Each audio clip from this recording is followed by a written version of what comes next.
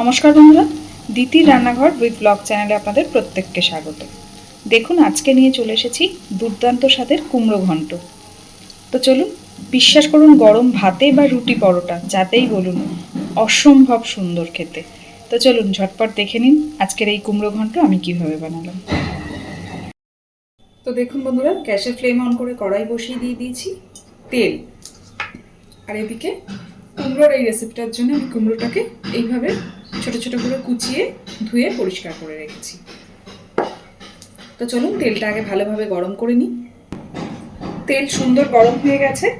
আমি প্রথমেই ফোড়নে দিচ্ছি একটু কালো জিরে। এবার দিচ্ছি বেশ খানিকটা থেতো করে রাখা রসুন।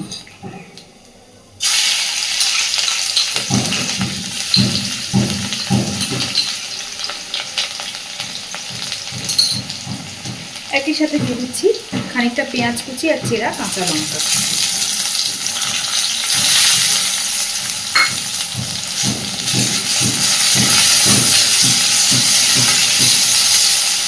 ভালোভাবে নাড়াচাড়া করে দিয়ে পেঁয়াজটা জাস্ট একটু নরম হওয়া পর্যন্ত ভেজে নেব। তবে বারবারই বলছি, দেখুন রসুনের লালচে রং ধরে গেছে, যেহেতু রসুনটা তেলের ওপরে আগে দিয়েছি। কিন্তু পেঁয়াজটা লালচে করে ভাজবো না, জাস্ট হালকা একটু রং ধরা পর্যন্ত ভেজে নেব।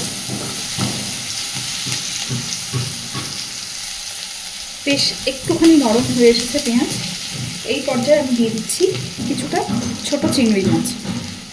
চিংড়ি মাছ আপনারা যে কোনো সাইজেরই ব্যবহার করতে পারেন। পার্সোনালি আমার মনে হয় এই রান্নাটাতে ছোট চিংড়ি মাছটাই বেশি ভালো যায়, ওই জন্য আমি ছোট চিংড়ি মাছটাই ব্যবহার করেছি।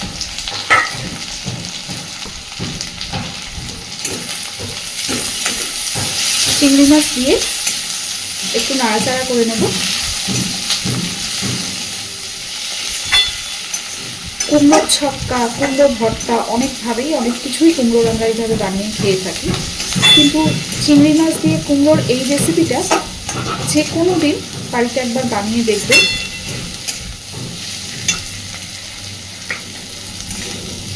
জাস্ট হালকা একটু চিংড়ি মাছটাকে ভেজে নেব। সব কিছুকে ভেজে নিয়েছি। আমি প্রথমেই বলেছি লালচে করে কিন্তু ভাজবো না। এইবার দিয়ে দিচ্ছি কেটে রাখা কুমড়ো।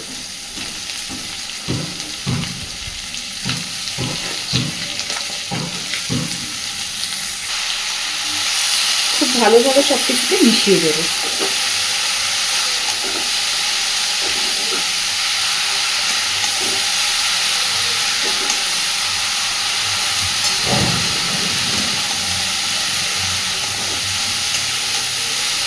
একই সাথে এই পর্যায়েতেই আমি পরিমাণ মতো লবণ হলুদটাও দিয়ে দেব। তো প্রথমেই দিচ্ছি লবণ,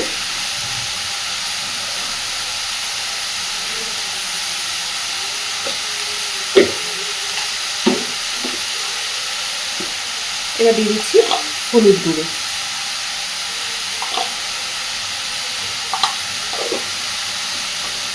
আপনারা চাইলে এখানে একটু মিষ্টি ব্যবহার করতে পারেন, কিন্তু যেহেতু কুমড়ো নর্মালি একটু মিষ্টি মিষ্টি হয়, সেই জন্য আমি আর আলাদা করে কুমড়োর মধ্যে মিষ্টি দিচ্ছি না।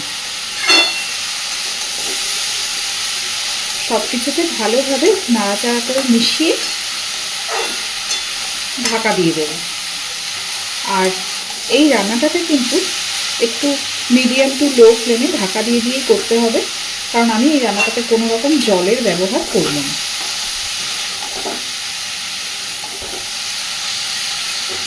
খুব ভালোভাবে মিশিয়ে দিয়েছি সব কিছুকে, এবার ঢাকা দিয়ে দেবো।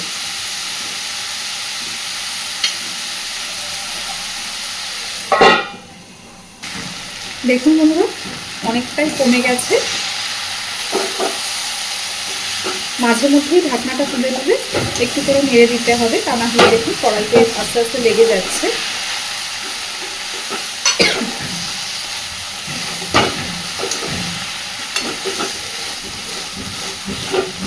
একটু করে নাড়াচাড়া করে দেবো আর আবারও ঢাকা দিয়ে দেবো। তাতেই কুমড়ো তো নর্মালি কুমড়ো খুব তাড়াতাড়ি সিদ্ধ হয়ে যায়, আর এইভাবে ঢাকা দিয়ে দিয়ে মিডিয়াম টু লো ফ্লেমে রান্নাটা করলে খুব তাড়াতাড়ি সিদ্ধ হয়ে যাবে, এমন কিছু সময় লাগে না।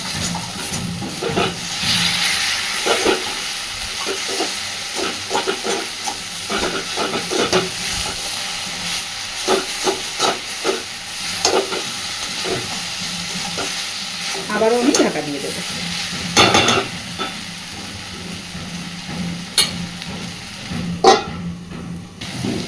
দেখুন বন্ধুরা, নর্মালি কুমড়ো কিন্তু একদম গলে গেছে,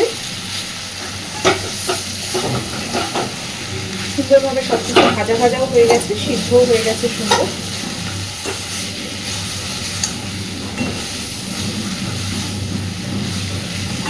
এইবার গ্যাসের ফ্লেমটাকে অফ করে দেবো। আর আপনারা চাইলে ওপর থেকে একটু ধনেপাতা কুচি দিতেও পারেন, তবে ধনেপাতা কুচি না দিলেও আমার মনে হয় খেতে বেশি ভালো লাগবে। শুধু গরম ভাত না, রুটি, পরোটা, লুচি সব কিছুর সাথেই কিন্তু এইভাবে কুমড়ো ঘন্টটা খেতে ভীষণ ভালো হয়। তো এবার আমি গ্যাসের ফ্লেমটাকে অফ করে দিচ্ছি। খুব সিম্পল, খুব কম সময় দুর্দান্ত স্বাদের কুমড়ো ঘন্ট কিন্তু আমার একদম রেডি। আর গরম ভাতের সাথে না বিশেষত একবার বানিয়ে খেয়ে দেখবেন, সত্যি বিশ্বাস করুন অসাধারণ লাগে খেতে। তো প্লিজ আজকের আমার এই রান্নাটা কেমন লাগলো আমাকে জানাতে ভুলবেন না। বাড়িতে এইভাবে অবশ্যই ট্রাই করবেন। আর প্রতিদিনকার মতন আবারও বলছি, প্লিজ আমার চ্যানেলটাকে লাইক, শেয়ার এবং সাবস্ক্রাইব করে আমার পাশে থাকবেন। এতক্ষণ আমার সাথে থাকার জন্য অসংখ্য ধন্যবাদ।